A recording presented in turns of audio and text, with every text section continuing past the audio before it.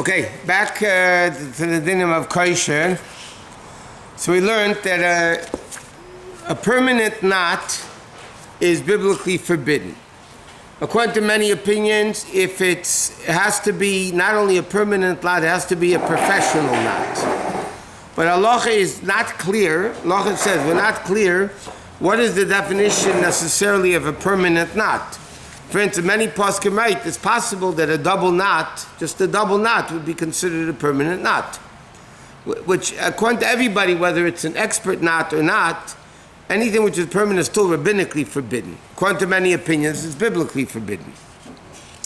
So now, the definition of a permanent knot, halacha says, is not necessarily dependent on the individual person, but a lot of it's basically what generally people do. For instance, to give an example, when people tie a knot on the tzitzis, most people, their intention is not to undo it. The intention is to leave the knot on the tzitzis. So therefore, even though you might want to take apart the knot of the tzitzis, but nevertheless, it's still, it still has to be a permanent knot. It's a very interesting thing to go off the topic for a second.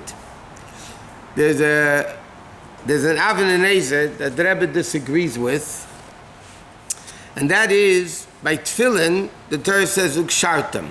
You need to have a kesher. Now we have a kesher on the hand, and a kesher on the head. Right in the back of the tefillin, there's also a knot. Now we know that many times you have different head sizes. So if somebody borrows somebody's tefillin, sometimes if the guy has a small head and you have a big head, or vice versa, you have to change the knot of the tefillin. And the Avon Ezer says it's a very big question in halacha if you're allowed to do that. What? If they borrow your tefillin, they're not supposed to change it. No, I'm saying if I give him permission to change the knot. But according to him, it might not be valid. Why? Because he says a knot has to be a permanent knot. Now, if you're changing it, bigger or smaller, then it's not a permanent knot. By the way, just for the record, if I borrow your tefillin and I need to change the knot, and I put it back to the exact size it was before, I could do it also. As long as you put it back to the original size. Without my permission. Yes. Huh? No, you can see. A lot of times, first of all, a lot of times the guys will take a pen, they'll mark it. And in the inside with the pen, just slightly to see exactly where it goes back to. But Avon Ezer holds that that's not, because you're changing the knot, it's not called a permanent knot. And the Torah says kshartam. And the Rebbe argues, and the Rebbe says that the fact that you're doing a mitzvah, the mitzvah makes it a permanency. And the Rebbe proves it from the 42 journeys of the Jews in the Midbar. So it says, Vayisu vayachnu, Vayisu vayachnu. And over there, the Torah says there are 42 places they camped. Now, even though they didn't camp there permanently, they were moving on. But the fact that it was Al Pi Hashem Yachanu, Al Pi Hashem Yisrael, Hashem told them when to camp, and Hashem told them when to go, that itself makes it permanent.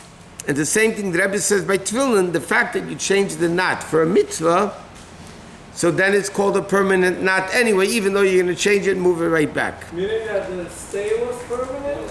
Or the mitzvah was? No, because Hashem said to do it, yes, that makes it permanent. Right. It makes it permanent camping. So therefore the Rebbe holds you're allowed to change the size of the knot, providing you put it back to the rid. That's because the person will mind. The guy says, don't worry, I'll fix it myself. Then it's no problem. That doesn't relate to where you just wrap it back. No, that's nothing. That's many people don't even wrap the tefillin. They just leave them like that. I mean, it's not respectful, but okay. Now, what happens? For instance, I'll give you an example. You have nowadays, you have garbage bags, right? And the garbage bags, many of them have a string at the end. No, you pick it up and then you knot it and you take it out to the garbage. So even though you don't care that this knot should be permanent, even though you don't care that now, you just want it to hold until they take away the trash. And then you don't care what happens to it, if it opens or not. But nevertheless, the Moshe is a very practical din. You have an overflow garbage in Shabbos. You pick up the garbage and you want to take it, put it in the backyard or whatever, because you can't carry it out. And you have to be careful. You can't tie the bag into a knot. You could just make one knot. We learned that's nothing. Just make one knot, but you can't even make, it's interesting, according to Allah, you're not even able to make a bow on top of the knot. Not even half a bowl. Because over there your intention is to be permanent. When you tie your shoes, you usually have kavanah that you're going to take it apart that day. So it's not permanent. But if somebody, the Pasuk can write this, what happens if you tie your shoe not with a double knot, like we said? You tie it with a single knot and a bow. Like normal people tie shoes, right? But your intention is to leave it there for a few days. So then you're not allowed to tie that knot even with the bow, because that is called a permanent knot. What about if you don't do half a bowl? Type it, you just pull it and A slip knot. A slip knot? Yeah, no, I'm talking about the one that you have only one side of the bowl. Okay, so it's similar to a slip knot. A slip knot that you just pull on the string and the whole thing opens, so everybody writes it's not a problem. Yeah, but you shouldn't have in mind to do it permanently, because it's still permanent. There's this very interesting shaila in halacha. Many people are machmir about it, some people are mekel on it. The ties, not this, the tie on a challah bag. Yes. Yeah. Okay, thank you. So now you take a tie, you finish using the challah Friday night or Shabbos day.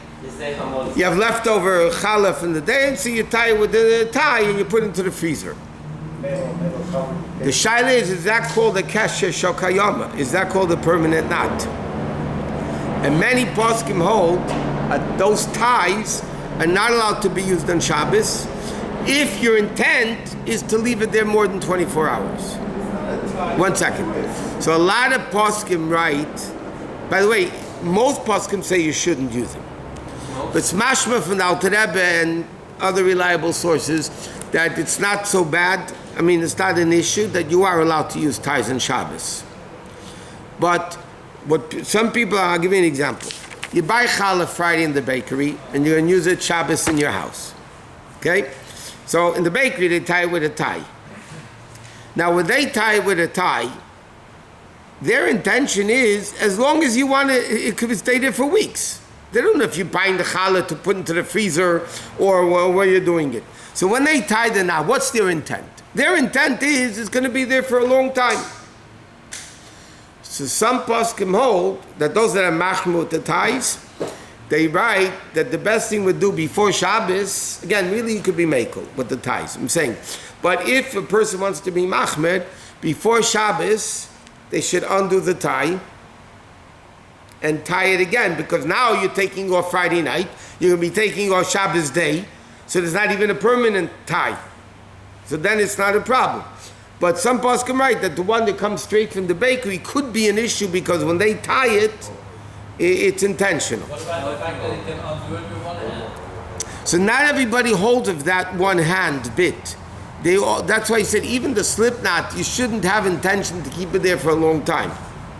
Because many poskim hold it's a day, some poskim say it's a week. Some people, what's called a permanent knot. Some people say no, even less than a day.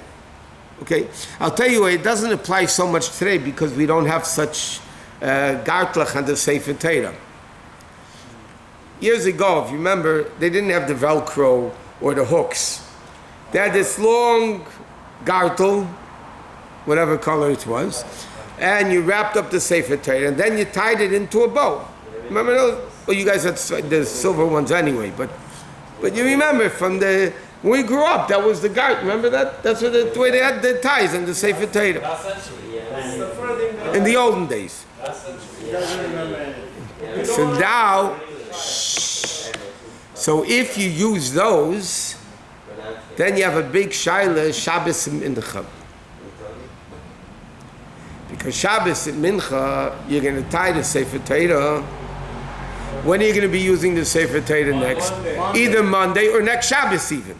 If you use the Or if you have a minyan every Yom Kippur, you're going to be using next Yom Kippur. If you have more than one Sefer Torah, it could be a long time. Right.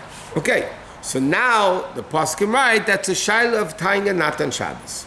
So some people want to say that because it's a mitzvah of respect of a Sefer Torah, it's okay. Because it's only rabbinically forbidden. It's not a permanent knot. Okay?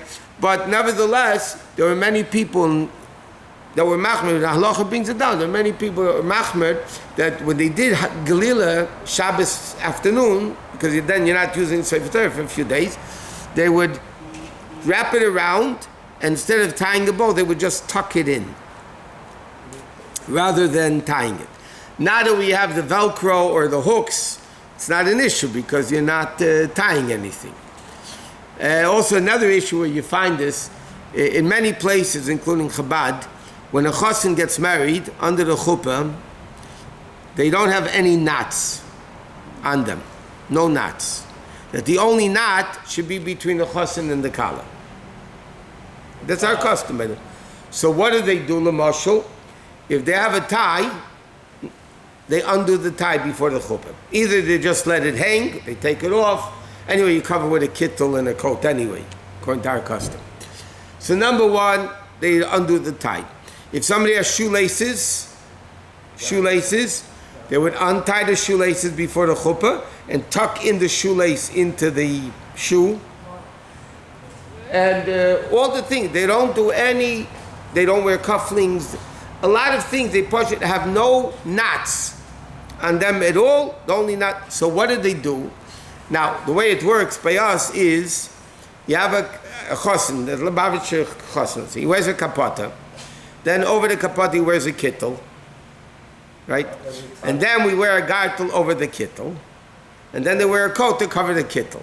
That's our meaning. Even in the summer in 300-degree weather, in Miami when it's 9,000% humidity. He's fasting. And he's fasting. Okay, so now the question is, when you tie the gartel, normally you tie it like a tie, like, you tie it. So we don't do that by the chassan. A chassan, you wrap around the gartel, and then you just tuck it in and out a few times, but you don't make any knot. Why? Because it's called a knot, and we're careful not to have any knots under the chuppah, and for the duration of the chuppah itself. So when they go to the chuppah, it's already undone. But I'll tell you, there is another shaila poskim right down. Now, what happens if you have a loose double knot? Sometimes you have a belt on a coat, especially more by the women's coats. Yeah, you have a belt on the coat, and they make a very loose double knot. They don't make a tight knot like you do on shoes.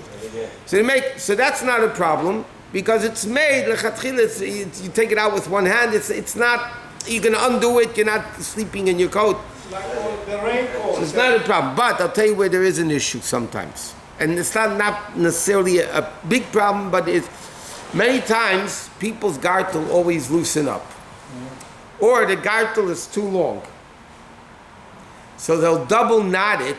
They'll go once in, and then they'll go a second time like this, and do it again. Now you're actually creating on the gartel a double knot. Now, why isn't it a big problem? It's not a very big problem because lepeil, it's not a tight knot. You can undo it. You undo it very easily, and you're not leaving it there for a day. I'm just saying all these things that people don't even think about.